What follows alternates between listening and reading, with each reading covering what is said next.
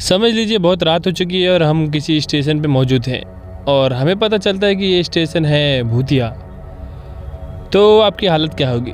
तो ये कहानी है एक भूतिया स्टेशन की, जहां एक के बाद एक मौतें हुए जा रही हैं और किसी को इसके पीछे का राज पता नहीं है।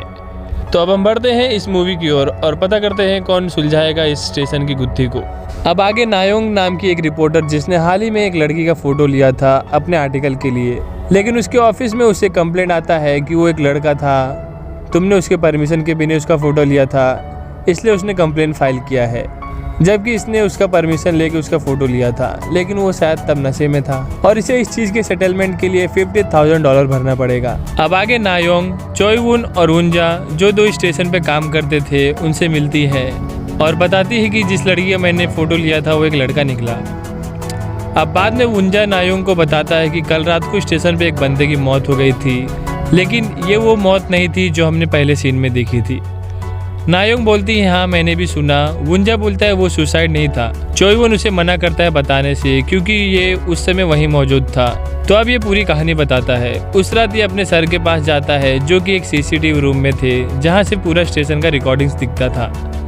तो ये देखता है कि उस पुराने प्लेटफॉर्म पे जो बहुत दिनों से बंद था, उस पे एक बंदा ट्रैक पे नजर आ रहा था और अचानक से वहाँ का CCTV बंद हो जाता है। तो इसके सर उसे वहाँ उस प्लेटफॉर्म पे भेजते हैं उस बंदे को हटाने के लिए, क्योंकि वहाँ से थोड़ी देर में ट्रेन गुजरने वाली थी। ये उसके पास जाता है, आवाज़ लगाता है, लेकिन वो बंदा सुन ही नहीं रहा था, जैसे कि इसके अंदर कोई आत्मा घुसी पड़ी थी। तो चोईवुन ट्रैक पे उतर के उसके पास जा रहा था, तो इसी ट्रैक के साइड में एक छोटा बच्चा दिखाई देता है। उतने में ट्रेन आ रही थी और ये अपनी जान बचा के ऊपर चढ़ जाता है और वो बंदा मर जाता है। नायोंग बोलती है स्टोरी थोड़ी वीक है, किसी और ने भी कुछ देखा होता तो बात बन जाती। तो ये बताता है कि हमारे डायरेक्टर ने भी कुछ देखा था। तो अब ये वहाँ पहुँचती है। वो डायरेक्टर इसे बताता है कि ट्रेन से टक्कर के बाद बॉडी का इंस्पेक्शन करते हुए मुझे सीढ़ियों के नीचे एक छोटा बच्चा दिखाई दिया था। मैंने उसका नाम पूछा तो उसने अपना नाम मुझे 1112 बताया, फिर अचानक से वहाँ से गायब हो गया। अब नायोंग अपने मीडिया ऑफिस के डिटेक्टर को ये स्टोरी बता रही थी, तो उससे बस ये एक फालतू सी स्टोरी लग रही थी। ये चोईवुन से बोलती है क्या वो उस दिन का CCTV फुटेज निकाल के दे सकता है क्या। अब हम आगे देखते हैं कि चोईवुन को अभी भी उस रात के सपने आते थे। अचानक से उसे बाथरूम से कुछ आवाज़ आ रही थी और पता चलता है कि वुंजा इससे मजाक कर रहा था। और वुंजा देखता है कि मिरर पे कोई नंबर लिखा हुआ था और वो नंबर था 1013, लेकिन ये इस चीज़ को इग्नोर कर देता है। चोईवुन छुपके से वहाँ से CCTV फुटेज निकालता है। फिर वहाँ से जाते हुए उसे उस दिन का ड्राइवर टकरा जाता है, जो उस दिन मेट्रो ड्राइव कर रहा था और ड्राइवर का शक्ल थोड़ा अजीब सा हुआ था। अब जाके ये फुटेज वो नायोंग को दिखाता है, उस बंदे के बारे में भी बताता है।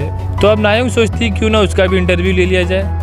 तो अब ये उस बंदे के पास जाती है। तो उस बंदे के पास से पहले तो एक लड़की उठ के बाहर की ओर जाती है और बाद में आपको पता चलेगा कि ये लड़की उस ड्राइवर की बहन ही है। नायोंग उस बंदे से सवाल पूछती है और हम देखते हैं कि उसके ऊपर एक छोटे बच्चे की आत्मा थी।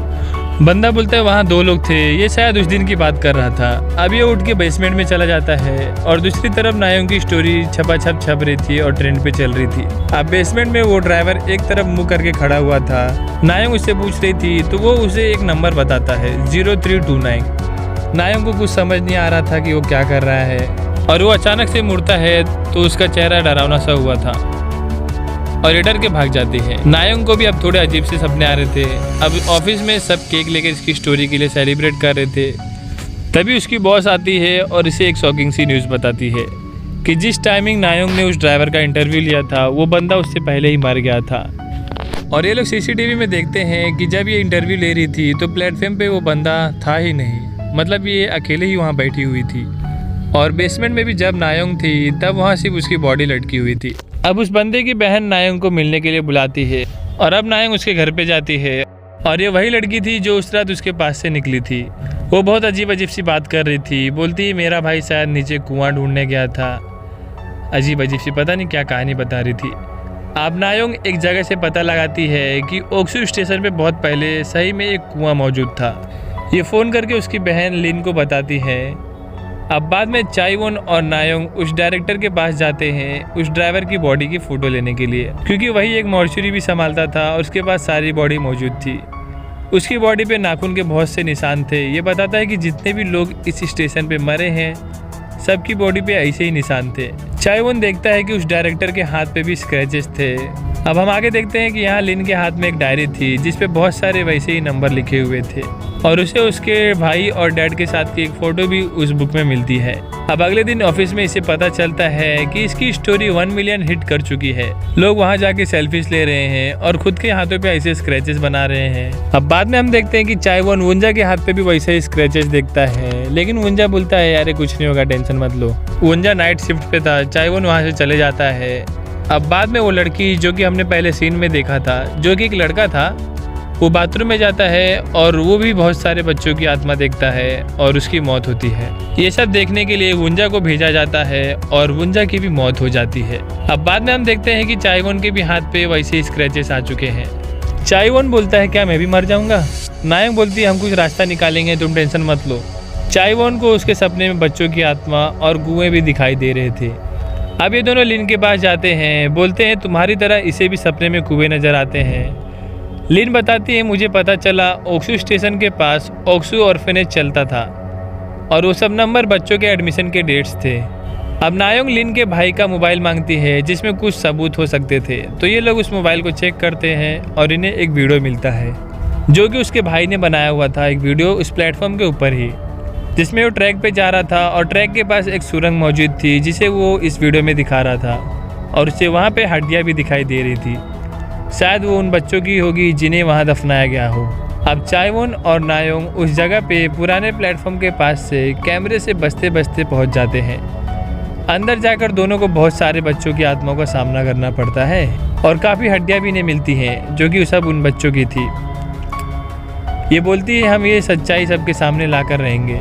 और अब ये दोनों बाहर निकल के पुलिस को इन्फॉर्म कर देते हैं और यहाँ की सच्चाई अब बाहर आ चुकी थी और ये सब पूरी स्टोरी इसने अपने आर्टिकल में सब कुछ लिख दिया था, जिस वजह से उसके बॉस ने उसे जॉब से सस्पेंड कर दिया क्योंकि ये राज उसकी बॉस को पता था और ये उसे छुपा कर रखना चाहती थी। यह शायद किसी ऊपर का ऑर्डर होगा इसे छुपा के रखने के लिए।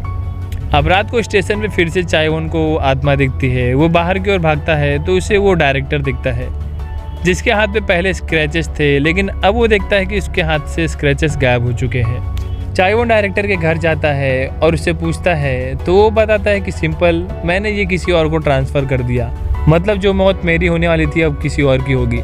और पीछे हम देखते हैं कि उसने ये लिन को ट्रांसफ़र कर दिया था उससे वो नंबर बुलवा के, मतलब जो नंबर इसे मिला हुआ था अगर वो नंबर इसने किसी और के मुंह से बुलवा दिया, लेकिन सामने वालों को भी इन सब कांड के बारे में पता होना चाहिए तभी ये ट्रांसफ़र होता है।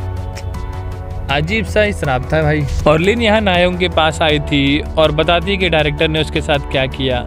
नायोंग उससे पूछती है कि डायरेक्टर को इसे पता कैसे था, तो लिन बताती है उसका बाप एक ओझा ही था तो उसे ये श्राप के बारे में शायद कहीं से पता चला हो। अब हमें पता चलता है कि उस ऑर्फेनेज में बच्चों के ऑर्गन ट्रैफिकिंग का काम चलता था और हम दोनों भाई बहन को छोड़कर सारे बच्चे वहाँ के मारे गए थे और सबूत मिटाने के लिए उन्होंने उन सभी बच्चों को दफना दिया था। नायोंग जो चाइवोन की अच्छी दोस्त थी, लेकिन उसने उस श्राप से बचने के लिए नायोंग को फ़ोन करके, जो कि उसके घर के बाहर ही खड़ा था उस समय, और बहाने से उससे वो नंबर बुलवा के वो श्राप उसको ट्रांसफ़र कर देता है क्योंकि जिसे श्राप ट्रांसफ़र करना है उसे ये सब के बारे में पता रहना चाहिए और डिस्टेंस भी कम होना चाहिए। नायोंग को तुरंत पता चलता है कि चाइवोन ने उसके साथ क्या किया और उसे बहुत बुरा लगता है। चाइवोन सॉरी बोल के फ़ोन कट कर देता है। बाद में नायोंग उस डायरेक्टर से पता लगाती है कि श्राप कैसे ट्रांसफ़र करना है। अब नायोंग उसकी बॉस को ये सब के बारे में बताती है, मतलब श्राप के बारे में नहीं, बाकी सभी चीज़ों के बारे में वो अपनी बॉस को बता देती है। और उसकी बॉस जो नायोंग से रिजाइन मांग रही थी उन्हें श्राप के बारे में कुछ नहीं पता था, लेकिन बच्चों और ओक्सू ह्यूमन ट्रैफिकिंग का उन्हें पता था, जिस बात को इसकी बॉस सबसे छुपा रही थी। और अब ये उनसे नंबर बुलवा के श्राप उसको दे देती है और रिजाइन देकर निकल जाती है। तो कहानी थोड़ी सी अजीब थी।